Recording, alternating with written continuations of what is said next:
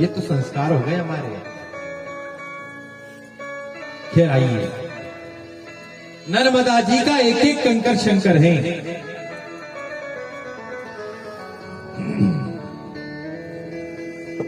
और पहला शिवलिंग देखिए, ओंकारेश्वर महादेव में कितने शिवलिंग हैं, जरा ध्यान से सुनिए। पहला शिवलिंग है आर्तकेश्वर महादेव, जिनका नाम है आर्तकेश्वर। दूसरे का नाम है तिष्ठेश्वर। और एक बहुत प्राचीन शिवलिंग है जो नर्मदा जी के किनारे है, जिनका नाम है नंदीश्वर महादेव। क्या नाम है? जोर से बोलिए, क्या नाम है? नंदीश्वर महादेव।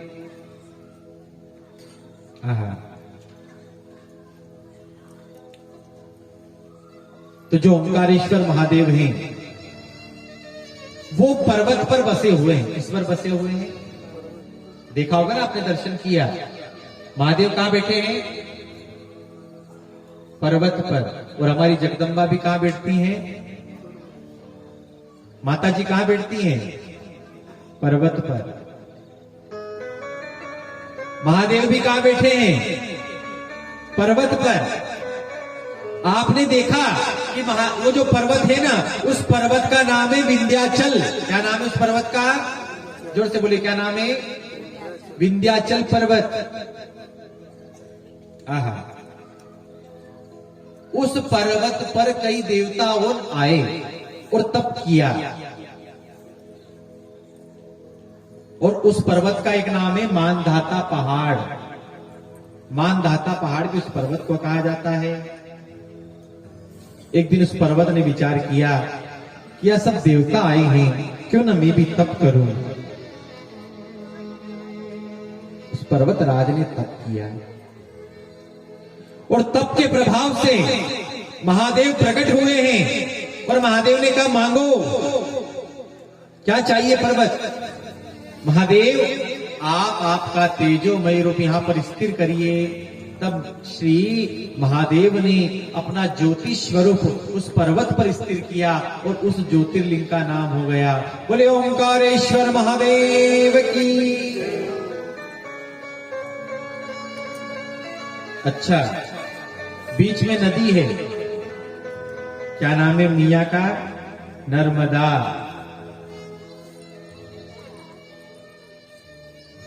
नर्मदा। और भैया, नर्मदा जी तो सबके प्राण हैं, सबके प्राण हैं। आपका पूरा गुजरात, आपका पूरा इंदौर, और अभी तो खैर हमारे क्षेत्र तक ऐसा प्रयास सुनने में आ रहा है कि बदनावर तक नर्मदा जी आने वाले, सुनने में आ रहा है।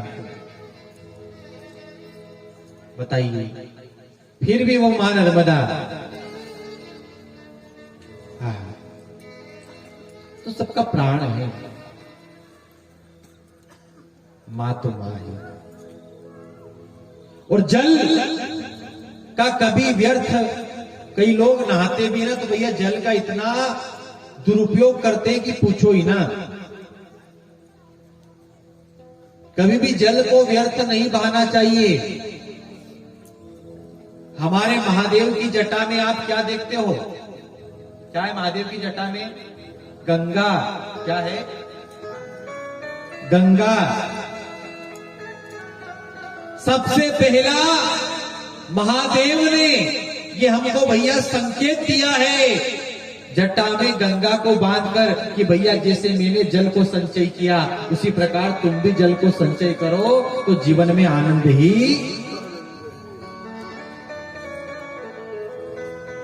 जल को व्यर्थ नहीं बहाना। जल है तो कल है।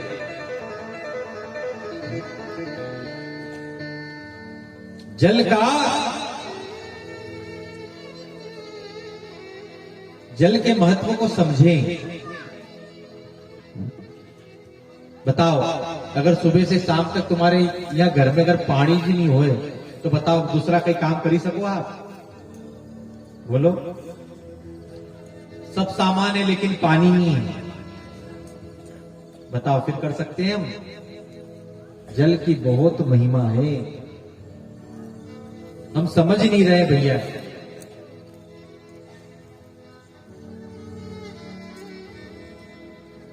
जल की बहुत महिमा, इन वृक्षों की बहुत महिमा है। इन वृक्षों की आपको पता नहीं होगा शायद, लेकिन जो बिल वृक्ष है ना, बिल वृक्ष, जो बिलपत्र है, वो बिल वृक्ष 24 घंटे ऑक्सीजन देता है। कितने घंटे बताओ? कोई बिल आया किसी के घर? फ्री में दे रहा है। और देखो, जो फ्री में मिलता है ना, उसकी कदर। एक माताजी थी, वो बत्ती सी घिस रही थी। क्या घिस रही थी? बत्ती सी, समझते ना? बत्ती सी घिस रही थी। किसी ने पूछा क्या कर रही हो? बोले बत्ती सी घिस रही हो। भैया, जब स्वस्थ थे तभी घिस लेते, तो फिर आज ये बत्ती सी घिसने की जरूरत पड़ती क्या? जब थे तब कदर नहीं थी, और जब नहीं है तब घिस रही है। फ्री की चीज का हमें महत्व नहीं होता। ये शरीर फ्री में मिला, महत्व है क्या? नहीं समझते। लेकिन वही शरीर अगर बीमार हो जाए, अस्वस्थ हो जाए, फिर शरीर के उस महत्व को हमें समझ आने लग जाता है कि शरीर कितना अमूल्य है।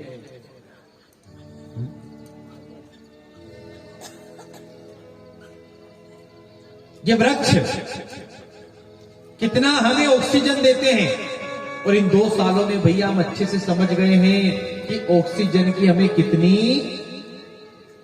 वेंटिलेटर पे आ गए थे हम, आ गए थे कि नहीं? जरा सी सांस ऊपर नीचे होगी, लगाओ रे, है? भैया फिर भी हम ना समझे। ये वृक्ष हमें कितना कुछ देते हैं। बैतुल में एक मंत्री की बहू है, हमारे अच्छे शिष्य है। एक रोड बन रहा था, तो रोड जब बन रहा था तो एक झाड़ आ रहा था बीच में। उस अकेली महिला ने एक क्रांति खड़ी कर दी, और वो झाड़ नहीं कटने दिया। भैया, तुम्हें रोड बनाना है तो तुम कैसे भी बनाओ, लेकिन ये झाड़, उस अकेली महिला ने इतनी बड़ी क्रांति खड़ी कर दी, वो झाड़ नहीं कटने दिया। दोनों झाड़ के बीच में से वो रोड को निकाला गया। हम कर सकते हैं।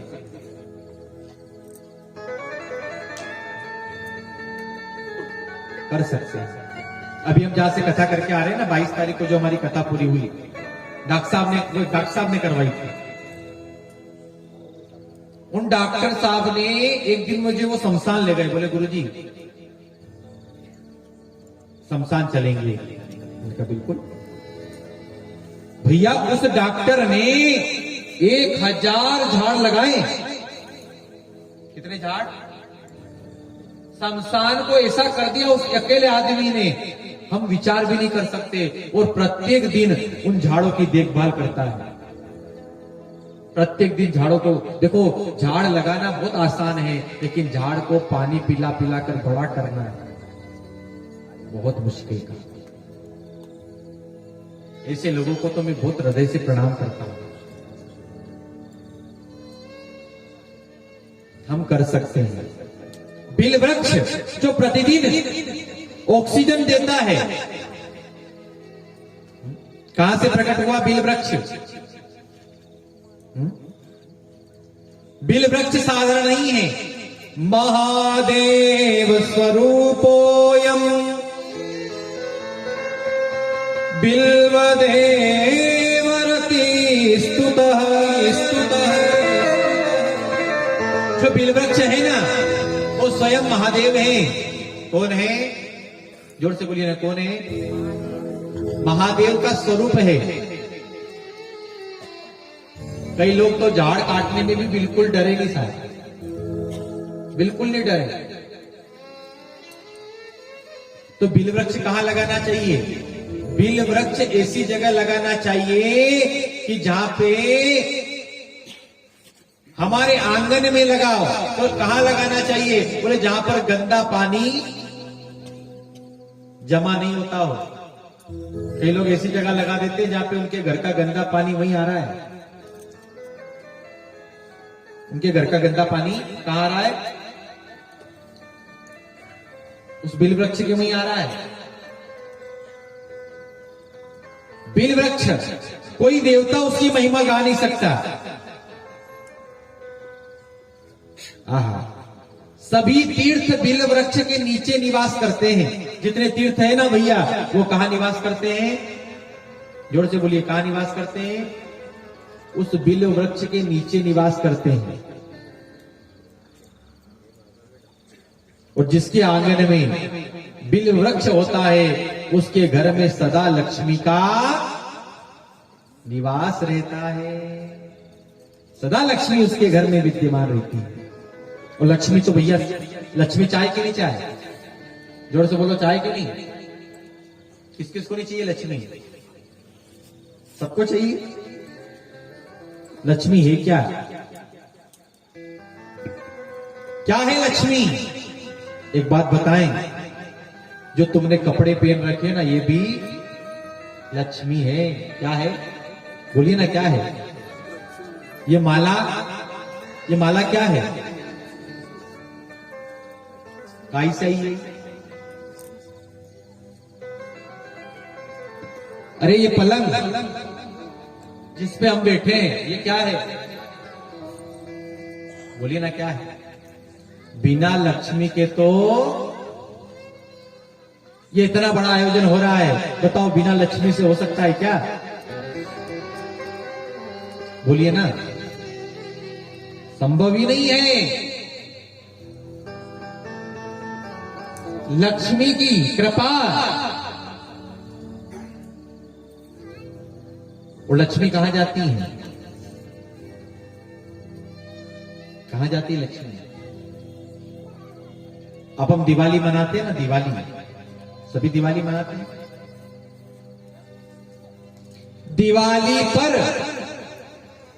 जो जगन्नाथपुरी है ना, ध्यान से सुनिएगा, जगन्नाथपुरी में हमारे पंचांग से 15 दिन पहले दिवाली शुरू हो जाती है।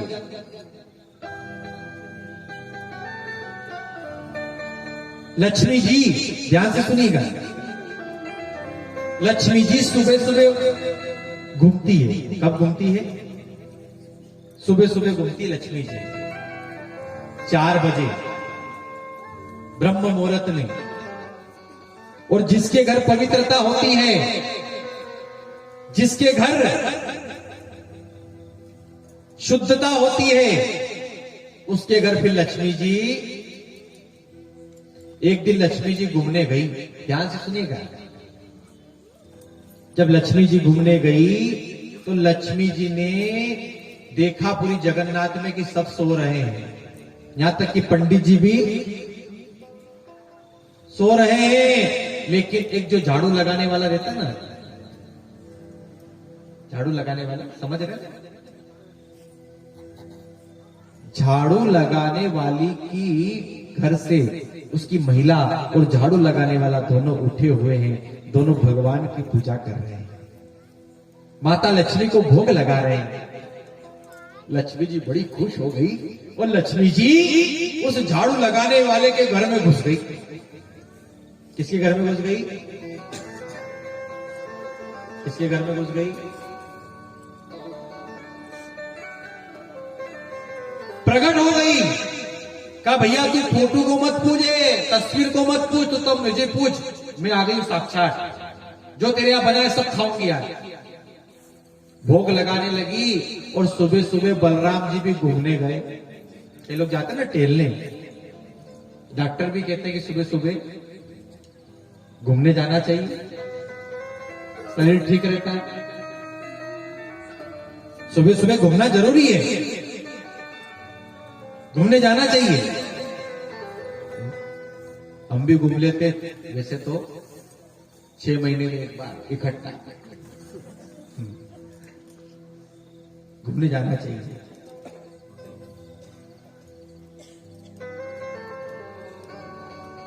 बलराम जी घूमने गए। बलराम जी ने देखा कि देखो तो सही, अपना घर की बहू और किका घर रोटी खाई रही। अपना घर की बहू और कहां बैठी है, नाक काट दी बेटा। वसुदेव जी की नाक काट दी। अपना घर की बहू और कहां बैठी। अरे थोड़ा तो विचार रखना चाहिए कि कहां भोजन करें। और अब बलराम जी तो घर आ गए, लक्ष्मी जी भी आ गई। सुबह से शाम हो गई, लक्ष्मी जी ने भोजन बनाया। सुबह से शाम तक बलराम जी ने रोटी नहीं खाई, मुंडो खोले ने बैठे। कन्हैया ने पूछा, दादा ध्यान से सुनिएगा, बहुत दिव्य कथा याद आई मुझे। बलराम जी ने पूछा, दादा सुबह से देख रहा हूं कि आप गुस्से में हो, आप कुछ बोल नहीं रहे, तो आखिर बात क्या है? आपको मेरी सौगंध है, बताओ। कन्हैया सुबह सुबह की बात है, देख तो तेरी घरवाली एक झाड़ू लगाने वाले के रोटी खाई। ऐसा करना चाहिए क्या? अपने घर की बहू थोड़ी भी लाज शर्म नहीं। अब कन्हैया जी, अच्छा अगर अब कन्हैया जी लक्ष्मी जी की ओर बोले तो बलराम जी नाराज, और बलराम जी की ओर बोले तो घरवाली नाराज। अब फंसी गया बेचारा, बोले की का तरफ।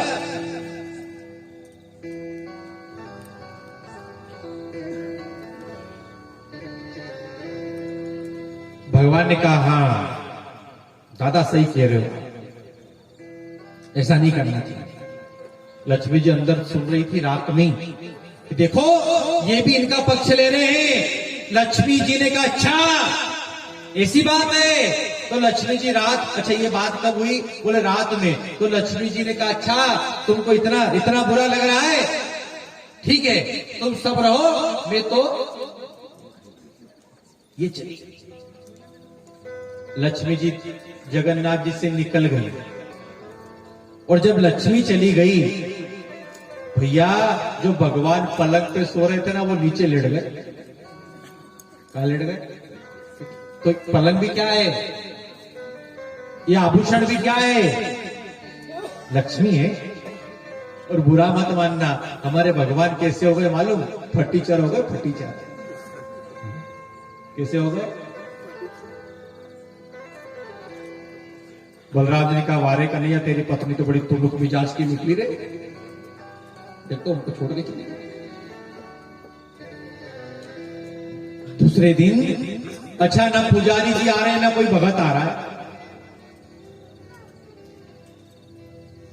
उनने कहा क्या करा? बोले एक काम करो, जब भिखारी बैठे नहीं मंदिर का बाहर, वहां चलो अपने को, कोई भगत आएगा कहीं ना कहीं तो। बलराम जी और कृष्ण दोनों भिखारी का रूप बनाकर मंदिर के बाहर बैठ के हाथ फैला फैला के मांगे, लेकिन भैया उनको कोई देने वाला।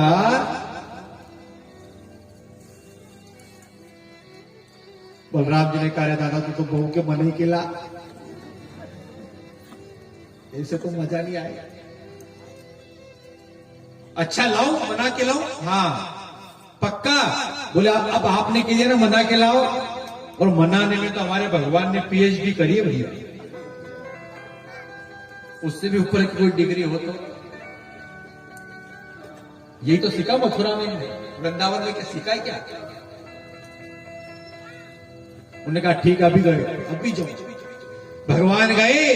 अच्छा लक्ष्मी जी कहां गई? बोले जो झाड़ू, अच्छा पूरे नगर में एक घर ऐसा जिसके घर भंडारा हो रहा है, क्योंकि लक्ष्मी मांगी।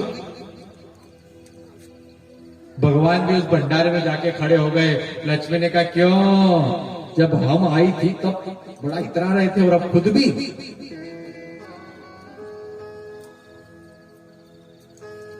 भगवान ने कहा, भूख लगी रे देवी, भूखे क्यों मारे? वहीं बैठ के खाने लगे। लक्ष्मी जी ने हाथ पकड़ा, नहीं नहीं अंदर अंदर आओ, अंदर बिठाया। साक्षात इधर धीरे धीरे पीछे पीछे भगवान बलराम जी भी आ गए। कन्हैया, ऐसा लग रहा है कि ये भोजन अपनी बहू ने बनाया है। इस स्वाद ऐसा लग रहा है मानो ये अपनी बहू के हाथ का स्वाद हो।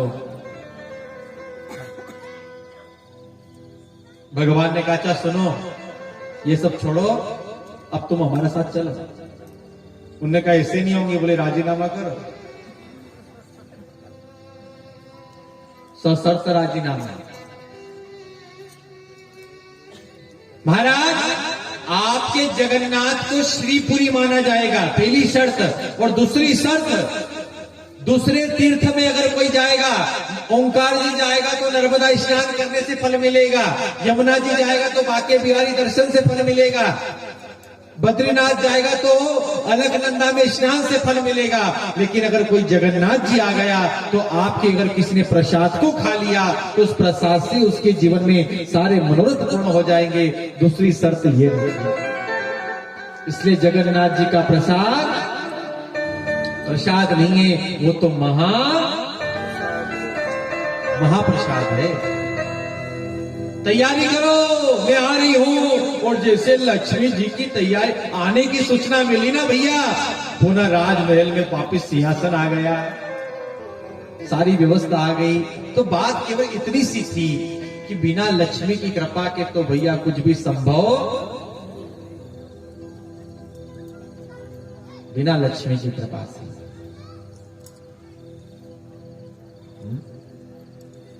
तो जो बिल वृक्ष लगाता है उसके जीवन में कभी भी लक्ष्मी की कमी नहीं होती। पुण्य तीर्थानि यावन्ति लोकेशे तीर्थयान्ति। उस बिल वृक्ष के नीचे सारे तीर्थ निवास करते हैं। और बिल वृक्ष कहां से प्रकट हुआ? देखिए, बड़ी अच्छी कथा है। ये बिल वृक्ष कहां से आया? एक बार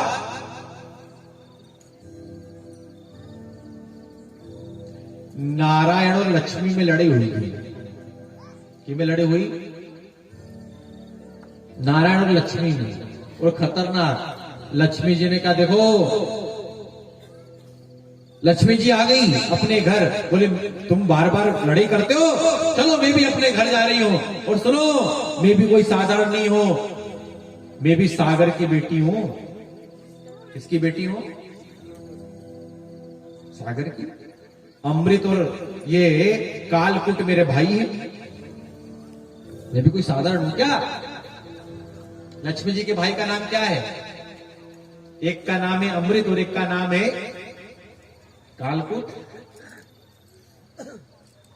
अरे मैं भी कोई साधारण घर से नहीं हूं, बता दूंगी तुमको। हाँ, कौन बोला ऐसा? लक्ष्मी छन्ना के चली गई। अब लक्ष्मी जी गई, साल भर हो गया, देखते देखते देखते भैया लक्ष्मी जी का अनादर उसके मायके में होने लगा। कोई बोझे भी कब तक प्रेम करे? धीरे धीरे धीरे धीरे लक्ष्मी जी को अपने पति विष्णु की याद आई, नारायण की याद आने लगी। अरे इससे अच्छा तो मैं वहीं फिरे, फोकट में आ गया। अच्छा अब जाऊं कैसे? जाऊं कैसे? तो एक दिन नारद जी आ गए। नारद गुरु है। गुरु जी से कहा, गुरु जी आप हमारा राजीनामा करा दो। गुरु जी ने कहा, देख राजीनामा करने जाओ ना तो 2-4 लोग चाहिए। राजीनामा में कितना लोग चाहिए? तो 4-5 लोग तो चाहिए। तो अच्छा एक काम करो, ले लो। तो बोले किसको ले? बोले देखो एक ले लेते इंद्र को, क्यों? क्योंकि वो देवताओं का राजा है। हाँ हाँ गुरु जी, उसका वजन पड़ेगा बात का, क्योंकि राजा है। दूसरा बोले एक बूढ़ा डोकरा के ले लिया, ठीक है, बोले ब्रह्मा जी के, उनकी भी बात था। एक बात बताएं, जवान व्यक्ति के पास जोश है और बूढ़े व्यक्ति के पास, जो युवा है ना, युवा व्यक्ति में बहुत जोश मिलेगा, लेकिन बूढ़े व्यक्ति में जोश की कमी होती है, लेकिन होश। एक बार एक दादाजी थे, 15-20 लड़के थे, 15-20 लड़के ट्रेन में चढ़े, और ट्रेन में चढ़ के उन्होंने देखा एक लाइन पड़ी कि गाड़ी खड़ी करने के लिए जंजीर खींचिए, और बिना कारण जंजीर खींचने पर 1000 रुपए जुर्माना और 3 साल की। ट्रेन में थे, उन्होंने बात पढ़ी तो एक वो 15-20 लड़कों ने कहा कि अरे अपन जंजीर खींचा। एक ने, क्योंकि नीचे की लाइन पड़ी, 1000 रुपया देना पड़ेगा। उन्होंने कहा अपन 12-13 लोग, हाँ 100 रुपया भी इकट्ठा करांगा तो। अब 100 रुपए इकट्ठे करे, 15-20 थे तो 2200 रुपए इकट्ठे हो गए। कितने रुपए इकट्ठे हो गए? जोर से बोलिए, कितने इकट्ठे हो गए? 2200 रुपए। और वो 2200 रुपए एक सामने वाले लड़के की जेब में उन्होंने रख दिए, टीटी आएगा तो अपन इनमें से। एक समझदार था, उन्होंने कहा देख पैसा नहीं देना पड़ेगा। बोले क्यों? बोले ऊपर ही डोकरा बस सुखता है नहीं। हाँ, बोले अपन तो इनको नाम नहीं लाना, जो बासाब सोया है, टीटी अगर आएगा तो अपन तो कहा कि हमने नहीं खींची, किसने खींची? अब वो बासाब हाथ जोड़ के कह रहे नाना मत करो रे, मत परेशान करो। इतने में तो उन्होंने जंजीर खींची, और तो और टीटी को भी खुद ही बुला ला, चलो साहब हम बताओ, कड़े खींची। बासाब से कहा क्यों जंजीर खींची? बासाब ने कहा साहब खींची। हाँ खींची। क्यों खींची? क्यों खींची? बोले साहब इन सब छोरों ने मिलके मेरे जेब में से पैसे निकाल लिए 2200 रुपए, और ये जो सामने खड़े निकाल जेब में, देखो देखो। और जैसे नहीं देखा तो सच में वही पुलिस वालों से कहा पकड़ो इनको, पकड़ कर उतार कर। वो जो खिड़की के वहीं बैठे थे, उन डोकरे बाद दाढ़ी पे हाथ फेरे, उन्होंने कहा नाना या दोहरी दाढ़ी ऐसे धूप में थोड़ी आई।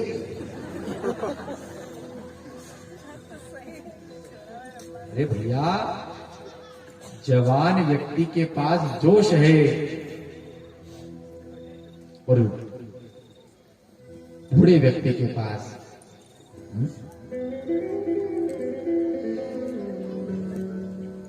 इसलिए हमारे बच्चों को बूढ़ों के पास बिठाओ।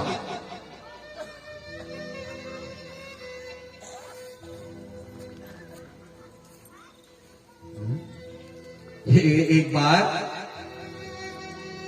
एक लड़की के बाप ने शादी पक्की करी, तो शादी पक्की कर तो दी, और उसने कहा सुनो बारात में सब आना, लेकिन बूढ़े आदमी को बारात में लेके एक भी बूढ़ा नहीं आना चाहिए बारात में। तो जितना जवान था नहीं, इनने को मजा ही गया रे। क्यों? अड़ा बुढ़ाओं को कोई काम हुआ नहीं, परेशान करेगा। लेकिन जो लड़का का नाना जी था, नाम ही नाना, उन्होंने कहा नहीं मैं तो चलूं, मैं तो चलो। बोले नाना जी वहां बुलाया नहीं। बोले काम करो, जो तुम कपड़ा की पेटी ले जाओ, मेरी पेटी में भरी दो। कपड़ा की पेटी में नाना जी को छुपा दिया, और पेटी के साथ नाना जी को ले गए। बारात पहुंच गई, और जब बारात पहुंची तो लड़की के बाप ने कहा सुनो ओ छोरे वो सुनो। क्या? बोले हमारे गांव में नदी है, इस नदी में अगर तुम दूध बहा दोगे तो हम शादी करने के लिए तैयार हैं। अब भैया इतनी दूध की व्यवस्था कैसे करें? विचार में पड़ गए कि अतरो दूध लावांगा कहां से, नदी में दूध बहाड़ो। विचार कर रहे हैं कैसे दूध लाएंगे, कहां से दूध लाएंगे। बहुत माथा पच्ची हुई और अंत में सारे लड़कों ने कहा, भैया अब शादी नहीं हो सकती, चलो घर। एक ने कहा, नाना जी के काट बेचारा के पसीना में मारो, विके तो निकाल लो। पेटी खोली, नाना जी को निकाला। नाना जी ने कहा, क्यों, कहां जा रहे हो? बोले अब शादी नहीं हो सकती, बारात कैंसिल हो गई। क्यों? बोले उनने कहा कि जब तक तुम नदी में दूध नहीं बहा सकते तब तक शादी। नाना जी ने कहा, ऐसी छोटी छोटी बात पर कोई बारात लेके जाते हैं, रुको। उनको जाके बोलो कि हमने दूध की व्यवस्था कर ली है, इस नदी का पानी खाली कराने की व्यवस्था तुम करो। दूध की व्यवस्था होगी, बोल दे। बोले आ जाओ। दौड़े दौड़े एक आदमी गया, भैया हाँ। बोले दूध की व्यवस्था हो गई। अच्छा, हम तो पानी खाली करा। लड़की के बाप ने एक आदमी को बुलाया, इधर जल्दी जल्दी जल्दी। बोले क्या? बोले जल्दी दौड़ के देख के आ कि इस सभा में बूढ़ा आदमी कौन आया। बोले ये बात कोई बूढ़ा ही बोल सकता है, जवान व्यक्ति तो ये बात। जब आग लग जाए,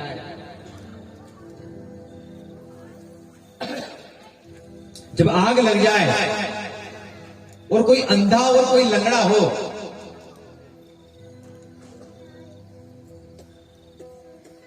तो भैया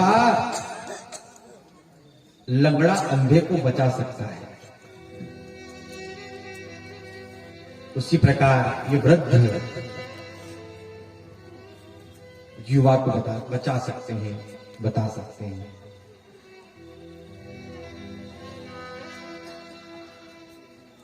बोले एक बूढ़ा आदमी के नहीं हो, किसको? बोले ब्रह्मा जी को। अच्छा, एक इंद्र को ले लो, एक ब्रह्मा को ले लो। अच्छा, बोले और? बोले कुबेर को ले लो। किसको ले लो? क्यों? क्योंकि वो बड़ा धनपति है, पैसे वाला है, उसकी बात का भी वजन पड़ेगा। अरे कोई पैसा वाला अगर साथ में जाए तो उसकी बात का वजन पड़ेगा नहीं पड़ेगा? उसकी बात का वजन है।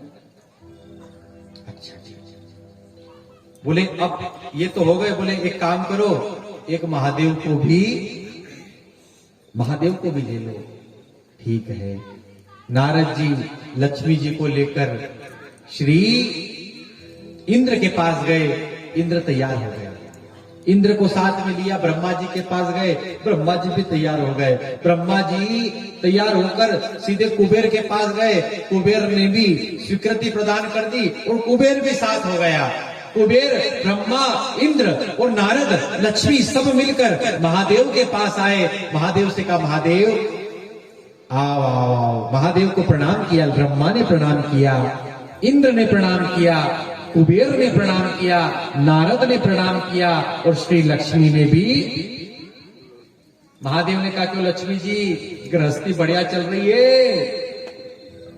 नारद जी ने कहा, बस वही ऊका चक्कर में तो आया। हुई क्यों? बोले नारद जी ने तुरंत बात संभाल ली। बोले प्रभु, हम इसलिए आए हैं कि इनका राजीनामा करवाओ, चलो। महादेव ने कदम बढ़ाया ही था, कैलाश से आगे बढ़े ही थे कि पार्वती ने अंदर से आग बताई। क्या बताई? महादेव समझ गए कि यह मना करी दी। और भैया घरवाली की नहीं मानूंगा तो फिर देखो, महादेव भी डरे हो,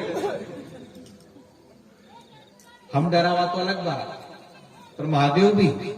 जैसे पार्वती ने आग बताई, घरवाली की आग से सब डरे भैया। जैसे आग बताई, महादेव ने कहा कि या मना करी। महादेव ने कहा, सुनो नारद जी, अर्जेंट एक फोन आ गया हमारे से तो नहीं पड़ेगा। जब महादेव ने मना करा तो ब्रह्मा जी ने कहा कि हमारे भी सरसापुर जाना, जरूरी काम माहौल आना। अब ब्रह्मा जी ने मना किया तो इंद्र ने कहा कि दादा मैं अकेला जाके क्या करूंगा रे, अकेला से कहीं हो गई। इंद्र ने मना कर दिया। अब कुबेर जी बचे। कुबेर जी ने कहा जब महादेव चले गए, इंद्र चले गए, ब्रह्मा चले गए, तो अकेला कुबेर में अब अकेला जाके कहीं करा, और आप बोलो तो चला। नारद जी ने कहा रेवा दो अकेला, आप तो आप भी जाओ। कुबेर भी चले गए, सब चले गए, लेकिन नारद गुरु हैं, गुरु अपने शिष्य को छोड़कर नहीं गए। गुरु कौन है? बोले गुरु भैया, गुरु शरीर नहीं है। बस यही तो हमारी भूल है कि हम गुरु को शरीर बांध कर बैठते हैं। गुरु शरीर का नाम नहीं है, गुरु तो एक दिव्य तत्व है भैया। वो गुरु सदैव हमारे रोम रोम में निवास करता है, रोम रोम में। कबीर जी ने एक बहुत अच्छी बात कही, गुरु मरे और चेला रोया।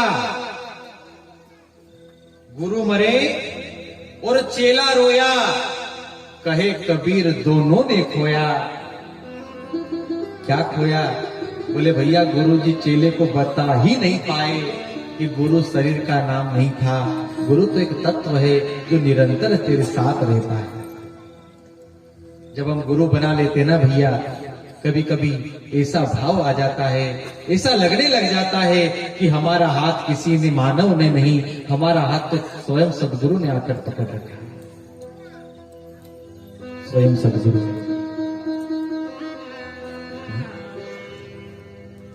वो तो रोम रोम में निवास करते हैं।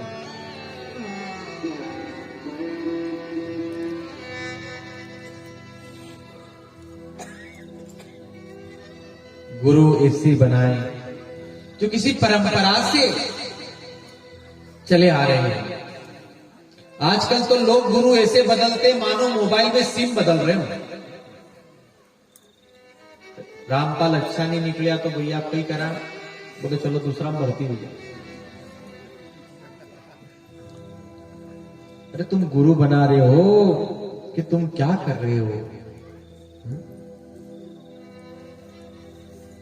गुरु एक होता है जो हमारी आत्मा से जुड़ा होता है।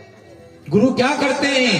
बोले गुरु हमारा संबंध, हमारा हाथ। जैसे आज तुलसा जी का आपने किया ना, तुलसा जी को बानी बिठाया, तुलसा जी का हाथ हम किसके हाथ में देने वाले हैं?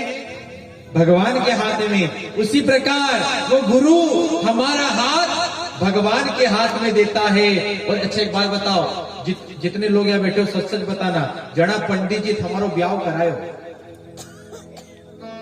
जड़ा पंडित जी हमारो ब्याह करायो, बताओ उनने एक भी बार आई के तुम्हारे से पूछो कि दादा मजे में है कि नहीं? पूछो है? चाय पत्ती खत्म तो नहीं होगी?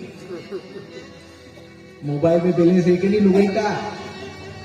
पूछो नहीं? पूछो क्यों? क्योंकि उन्होंने शादी करा दी, तुम्हारा साथ घेरे लगवा दिए। बस गुरु जी का काम उतनी ही था। अब आगे भैया घर चलाना, कैसे चलाना, कितना चलाना, ये जिम्मेदारी किसकी है? हमारी। बस गुरु क्या करता है? बोले गुरु हमारा हाथ भगवान के हाथ में दे देता है और बता देता भैया आगे ये रास्ता है, इस मार्ग पर चले जाओ। बस उस रास्ते पे जाना तो हमारी ही जिम्मेदारी।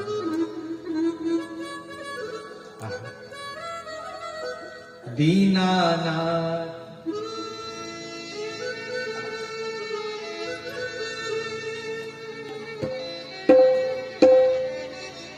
आइए सदगुरु भगवान के चरणों में गोविंद के चरणों में आनंद के साथ ताली बजाते हुए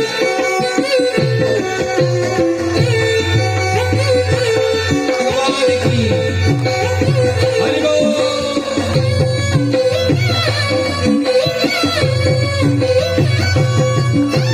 देखिए, ताली बजाने से स्फूर्ति आती है आनंद के साथ। हरि बोल।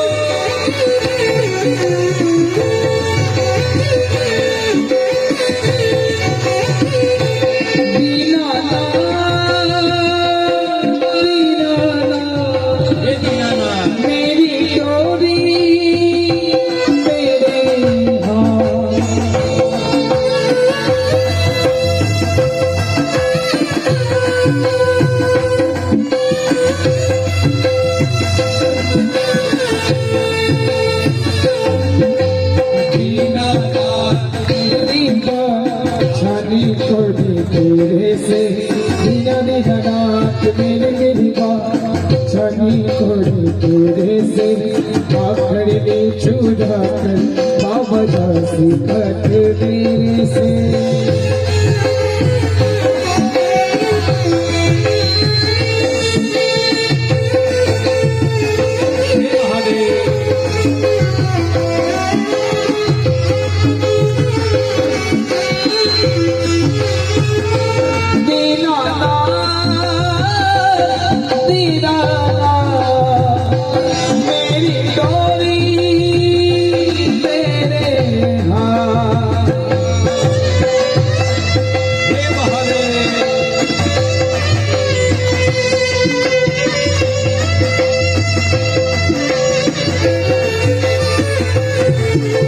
बालक भूमि तेरा बाबा मुझको रिझाएंगे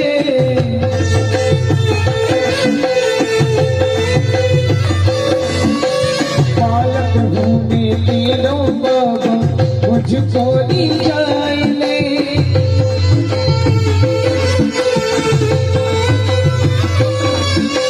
दुखने को मरो मरे कार दे लगाइले